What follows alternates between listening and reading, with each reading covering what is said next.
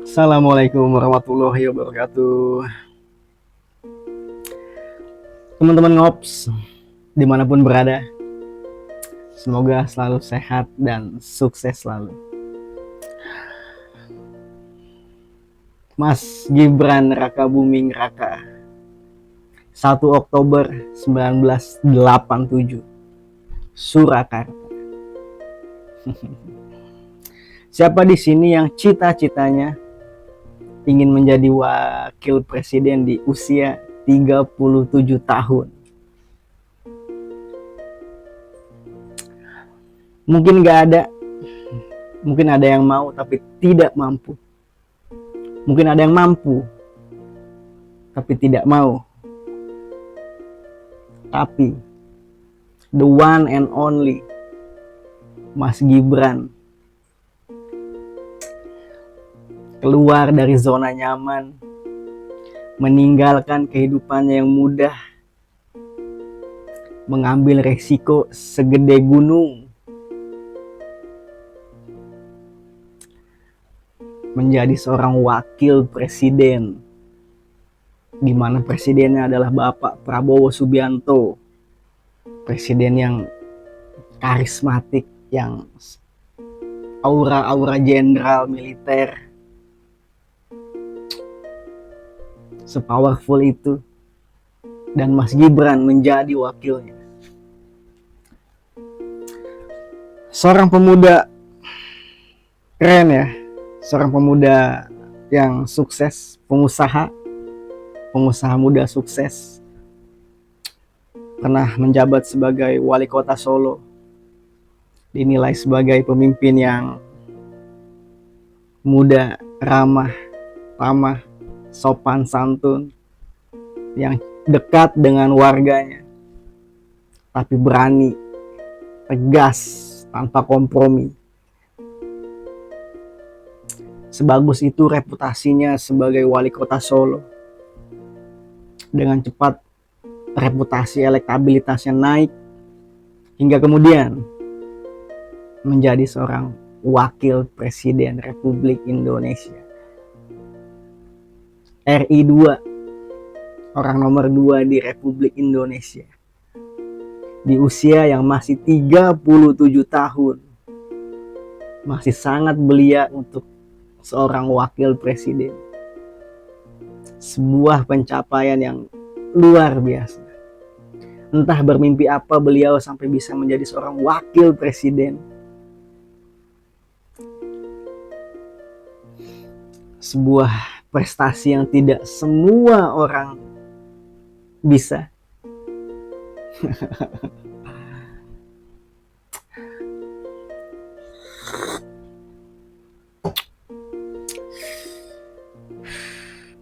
Begitu bercahayanya apa yang dicapai seorang Mas Gibran. Tapi ingat, semakin terang suatu cahaya, maka semakin tebal bayangan hitamnya. Apa yang diraih seorang Mas Gibran di usianya masih terbilang belia,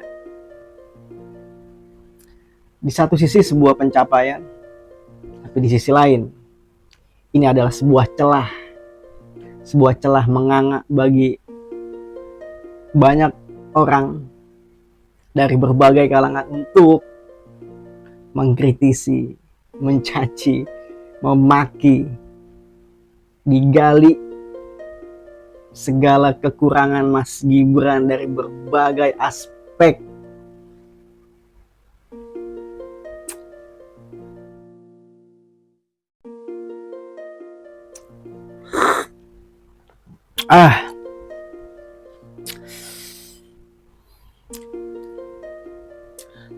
Seperti yang gue sampaikan sebelumnya, ingat, semakin terang suatu cahaya, maka bayangannya semakin tebal. Sebuah prestasi, sebuah pencapaian seorang Mas Gibran di usianya yang masih terbilang belia ya, untuk ukuran seorang wakil presiden, menjadikan sebuah celah menganga untuk banyak orang memandang remeh, memandang sepele, meragukan kemampuan, kapabilitas seorang Mas Gibran. Dicari-cari celahnya, dicari-cari kekurangannya dari berbagai aspek. Dan puncaknya, ketika sebuah video YouTube ya, Mas Gibran mengunggah sebuah video materinya tentang bonus demografi. Apa yang salah? Materinya bagus. Tapi banyak orang melihatnya sebagai, aduh,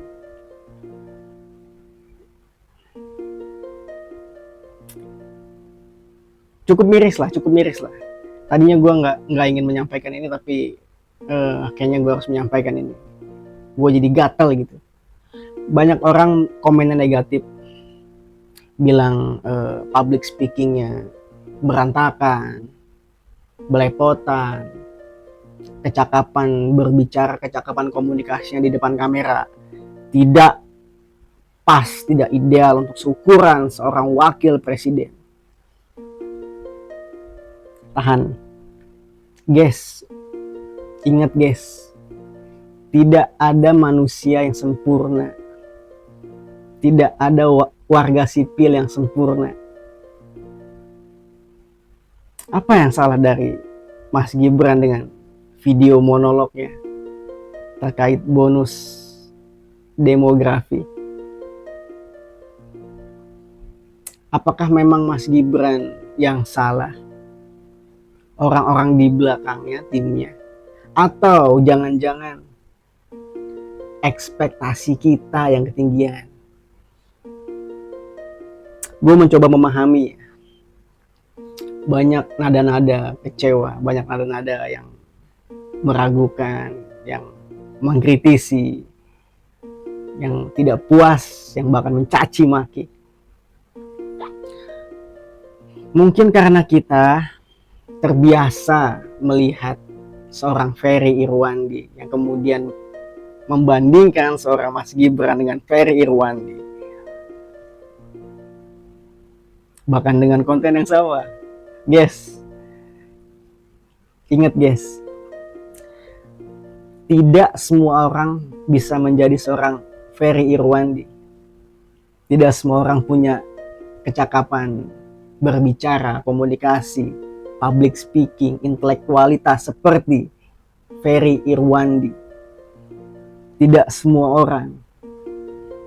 Yang lebih baik mungkin ada, yang selevel mungkin ada. Tapi yang di bawah itu, yang tidak sampai di level itu, gue rasa banyak. Dan menurut gue, tidak semua orang harus menguasai banyak hal. Tidak semua orang harus menguasai banyak bidang atau segala bidang. Tapi setidaknya memiliki satu dua bidang yang dia bisa deh minimal. Setidaknya memiliki satu dua kelebihan. Seperti kita tahu, manusia pasti punya kelebihannya masing-masing. Itu udah hukum alam. Dan rasanya ketika kita membandingkan seorang Mas Gibran dengan seorang Ferry Irwandi, ini sebuah perbandingan yang tidak apple to apple, guys. Ferry Irwandi bisa seperti itu bukan diraih 1-2 hari, guys. Bukan tidur kemarin sore habis maghrib langsung jadi seperti itu, menjadi seorang Ferry Irwandi yang kalian kagumi. Enggak. Tergantung banyak hal. Pendidikannya kah?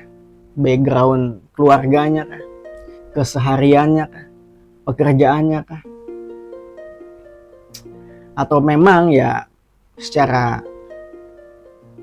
alami memang punya bakat atau skill set itu untuk kemudian Ferry Irwandi mengasahnya, melatihnya hingga jadilah seperti Ferry Irwandi yang kita kenal sekarang. Bagaimana dengan Mas Gibran? Belum tentu. belum tentu sama dengan Ferry Irwandi. Dan apakah harus sama? Tidak juga. Mas Ferry Irwandi punya kelebihannya, Mas Gibran punya kelebihannya.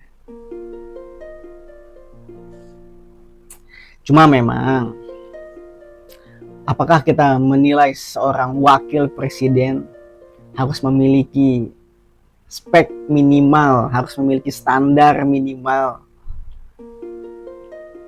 punya kecakapan komunikasi, punya intelektualitas, punya skill public speaking ya minimal Ferry Irwandi? Apakah harus begitu?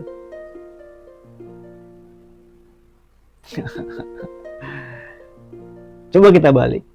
Apakah Ferry Irwandi bisa menjadi wakil presiden? Apakah beliau mampu atau mau? Belum tentu. Katakanlah lu jago ngomong, public speaking lu edan, kecakapan pidato lu keren. Tapi ketika lu menjadi seorang wakil presiden, yang mana presidennya adalah seorang Bapak Prabowo Subianto, lu bayangin tekanan, ekspektasi ada di kepala, jidat lu dan punggung lu untuk kemudian lu tampil di depan umum. Lu yakin gak akan grogi? Lu yakin akan tetap bisa bicara lantang sekeren ketika lu bicara sendiri di depan cermin? Belum tentu, guys. Belum tentu. Tapi begini, sah-sah aja menurut gua ketika kalian membandingkan Mas Gibran dengan Ferry Irwandi. Itu hak kalian. Hak kalian juga jika memiliki ekspektasi yang tinggi, bahkan terlampau tinggi untuk seorang Mas Gibran. Barangkali ini menjadi hal positif untuk Mas Gibran, untuk kemudian Mas Gibran berbenah, memperbaiki, meningkatkan kualitas diri, skillnya ditingkatkan sambil berjalan, berlatih ABCD, skill ABCD-nya dipertajam, ditingkatkan, hingga kemudian menjadi Mas Gibran yang berbeda, yang upgrade. Dua kemungkinan. Mas Gibran berhasil menjadi sosok yang baru, yang upgrade. Mas Gibran yang tadinya dipandang sebelah mata, banyak diragukan orang, tiba-tiba suatu hari muncul sebagai pribadi yang jauh berbeda, menjadi seorang Ferry Irwandi, menjadi seorang Rocky Gerung yang vokal, kritis, tajam intelektualnya. Atau sebaliknya, alih-alih ingin upgrade tapi malah blunder. Alhasil malah semakin membuka celah bagi para pembenci, bagi para haters untuk mengkritisi, menghujat, mencaci maki.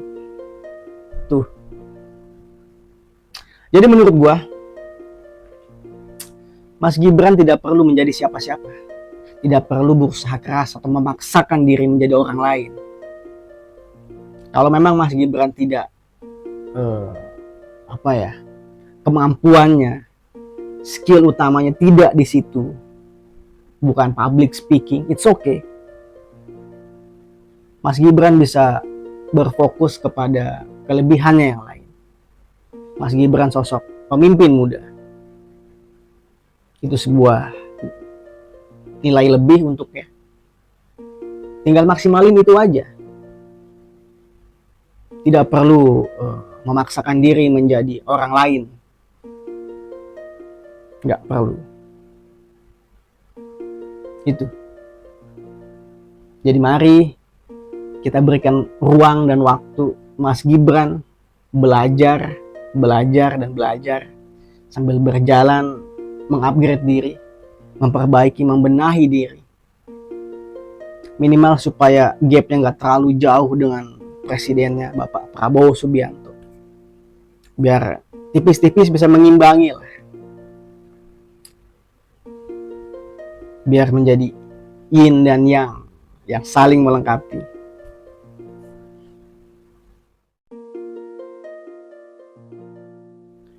Oke, seperti yang gue sampaikan sebelumnya, bahwa tidak ada warga sipil yang sempurna, nobody perfect. Apakah Mas Gibran, bahkan seorang Ferry Irwandi pun, masing-masing punya kelebihan. Setiap orang punya kelebihannya masing-masing. Kita semua punya skill set yang berbeda. Mungkin di antara kita ada yang cepat belajar untuk memahami, menguasai suatu bidang. Yang lain mungkin tidak secepat itu, atau bahkan tidak menguasai suatu bidang. Tapi percayalah guys, pasti ada bidang lain yang kalian pahami, yang kalian bisa kuasai. Karena ingat, masing-masing dari kita punya kelebihan masing-masing. Kita tidak diciptakan sama persis. Tinggal apakah kita bisa menemukan, mengenali, memahami apa sih kelebihan kita, untuk kemudian kita mengasahnya, mempertajamnya.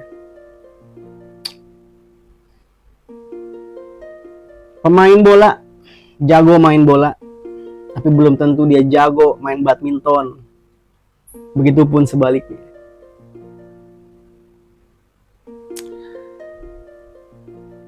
Seorang Panji Pragiwaksono, Ferry Irwandi, Raymond Chin, mungkin mereka punya skill ya public speaking yang kita kagumi, sekeren itu. Tapi ingat, mereka tidak mendapatkannya dalam waktu sehari 2 hari.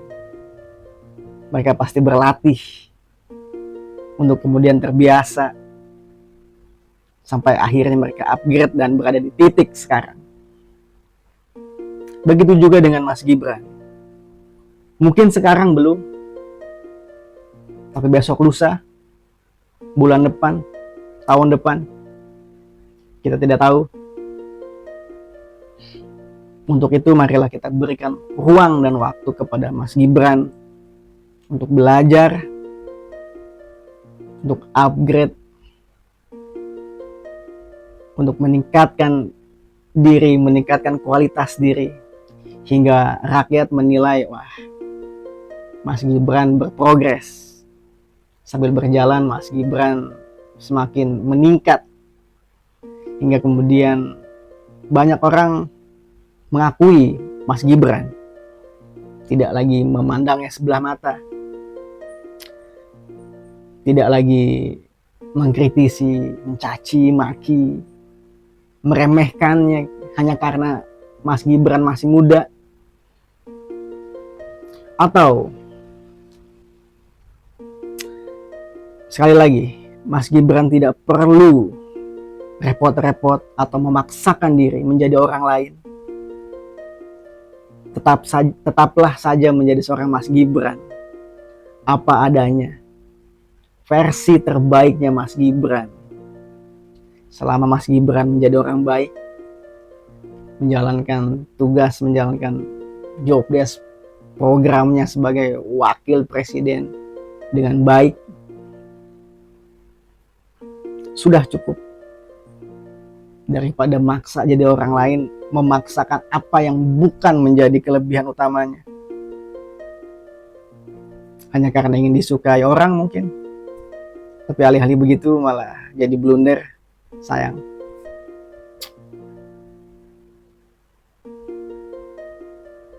Jadi please guys, mari kita doakan yang terbaik untuk Mas Gibran. Semoga menjadi wakil presiden yang amanah. Semoga presiden dan wakil presiden kita sukses di periode pertama memimpin Republik Indonesia ini.